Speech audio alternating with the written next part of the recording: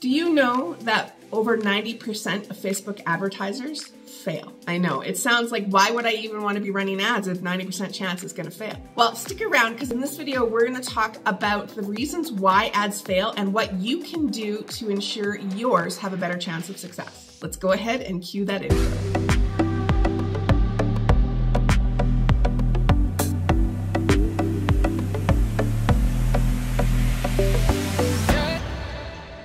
Now, it's no secret, there are millions and millions of Facebook ads running at any given time and millions of advertisers running.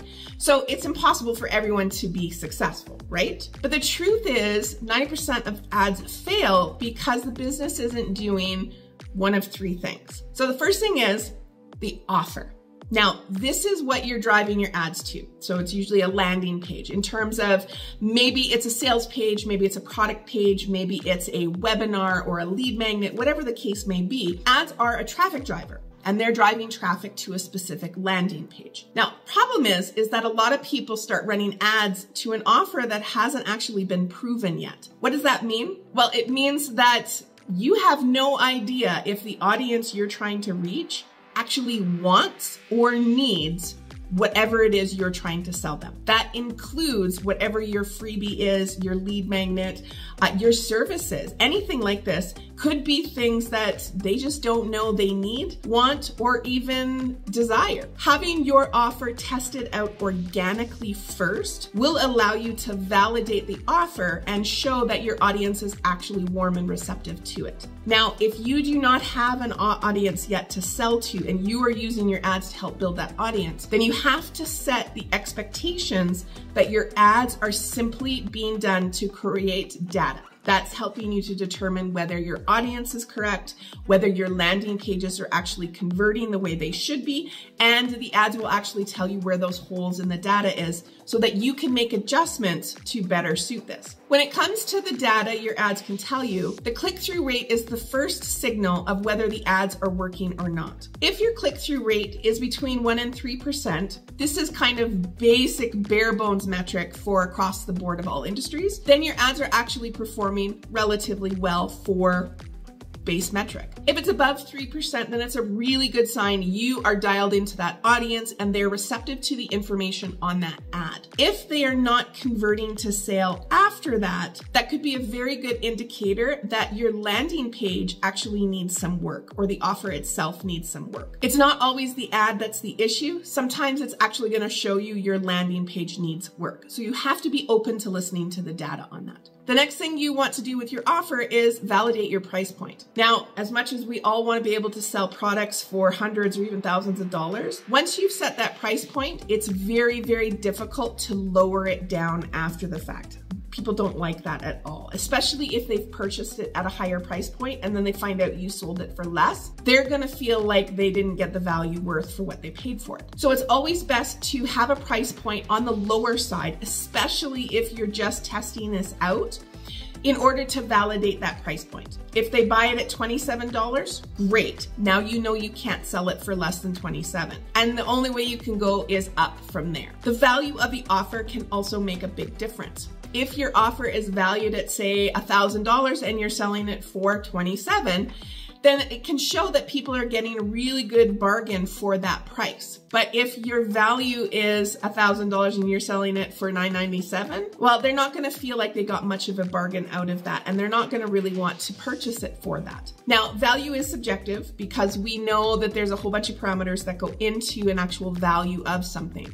But just keep that in mind when you're doing especially things like offer stacks or big bundles of products or services, is that we wanna make sure the value makes sense for the price point we're doing. Generally speaking, they'll say that a 10x value is a good starting point. So if it's $1,000 worth of value, then starting at $10 is a good place to start. Finally, one of the last things you can do to help with your offer is offer a guarantee or a warranty period. This works really well, especially for digital products and courses where you stand by your product.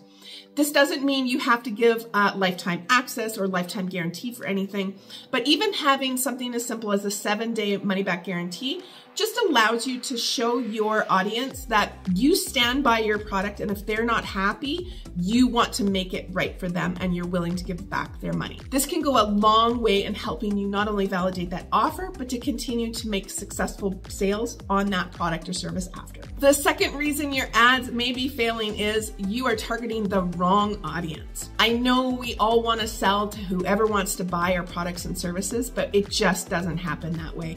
That haystack is huge, and we cannot speak to everybody in the same manner and attract them. If you are trying to attract a 40-year-old woman and a 60-year-old man, the copy is going to be very, very different in those types of ads. So it does you no good to have an audience that has multiple ranges of your demographic in there. Now, this doesn't mean you can't sell to everybody, and maybe your product or service does attract 40-year-old women and 60-year-old men, but you want to make sure your audiences are built differently for that. So being very specific on who it is you're trying to get in front of most, what is the biggest demographic in your audience you're trying to reach, and craft your ad copy and your creatives to speak to this majority demographic first. Now, there's always going to be outliers.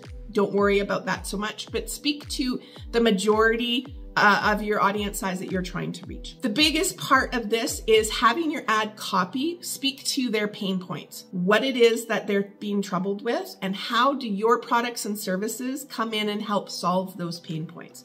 It's the difference between product aware and solution aware. When you know what the pain points are your audience has, this allows you to craft your ad copy in a way that speaks to them. Maybe they're problem aware, but they're not quite solution aware yet. This allows you to be able to create those specific ads that speak to that part of their journey that they're on. This works more, especially if you're dealing with your warmer audiences or your retargeting efforts. If they're already been informed of who you are, what you sell, then they're more problem aware already, and then your ads can be created more solution aware. So just knowing where they are on their journey can also help you to be able to craft the right ads for the right audience. The third reason your ads may be failing is the messaging. Now, this messaging goes beyond just the ad copy and creatives that you're using. It can also determine your landing page success as well. Now, we spoke a little bit about the difference between being problem aware and solution aware, and your ads and your landing page need to still convey that message in order to hit the right people at the right time. Pain points are a big driver for people, especially if they're already problem aware. Now we're hitting them with those pain points as to why they need your solution. Understanding the difference between the two will allow you to create ads that speak to the majority that you're trying to reach and ultimately have a better success. In your messaging, one of the biggest things that people end up doing is using the word you or your in their ad copy. Now, there's a whole school of thought on whether you should be using the word you in your copy, whether Facebook allows you to use it. And the truth is, you can use the word you. However, you should always look at limiting how many times you're using it in your copy, or try to eliminate it altogether. You is kind of like pointing the finger, you, and pointing out flaws or issues that your audience is having. And that is something Facebook does not like. And it's also a big reason why a lot of ads may fail in terms of success. So really speak to the issues and the pain points and the solutions you're having without pointing that finger at someone can help you to create more successful ads and ultimately convert better on your offers. And above all, with everything, you need to have patience and test multiple hooks and angles with your ads in order to see what is working for your audience and what is working for the offer you have at play. It does you no good to throw up a single ad, run it for 50 bucks and expect miracles to happen. Ads are still something that require a lot of patience and time and data in order to determine the best success for you. So have a realistic goal in mind as to how long you want your ads to run, how much data you need to collect before you can determine whether something is working or not working, and be willing to pivot and adjust as the data is telling you what is happening. Below this video are a bunch of resources to help you along your ads journey, and I do hope to see you on the next video.